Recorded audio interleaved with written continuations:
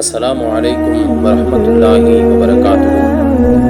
அன்பான அல்லாஹ்வின் நல்லடியார்களே, நபியுனா மூசா அலைஹிஸ்ஸலாத்து வஸ்ஸலாம் அவர்கள் அல்லாஹ்விடத்திலே பேசுகின்றார்கள்.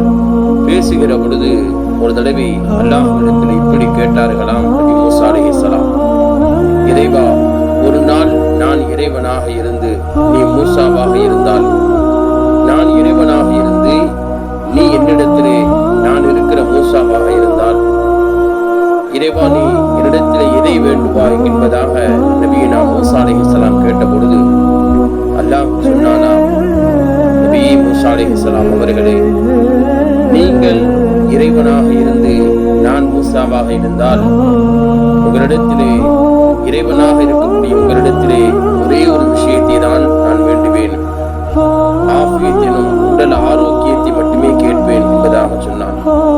ஆக இதிலிருந்து நான் புரியக்கூடிய விஷயம் என்னவென்றால், உடல் ஆரோக்கியம் அத்தனை பெரும் நிஅமத்தாக இருக்கிறது.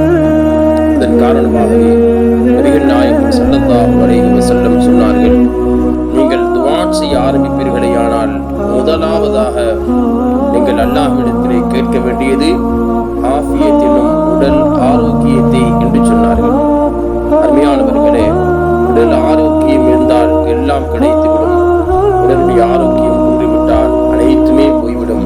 அதனாலதான் ஸல்லல்லாஹு அலைஹி வஸல்லம் உடல் ஆரோக்கியம் மிகப்பெரிய நிஅமத் என்று சொன்னார்கள். அல்லாஹ்விடத்திலே ஆஃபியத்தை நாம் முதலில் வேண்டக்கூடியவர்களாக இருக்க வேண்டும். எல்லாம் வல்ல இறைவன் உடல் ஆரோக்கியத்தை, நோய் நொடி இல்லாத வாழ்வை நம் அனைவருக்கும் நசீபாக்குவானாக. அஸ்ஸலாமு அலைக்கும் வரஹ்மத்துல்லாஹி வபரகாத்துஹு.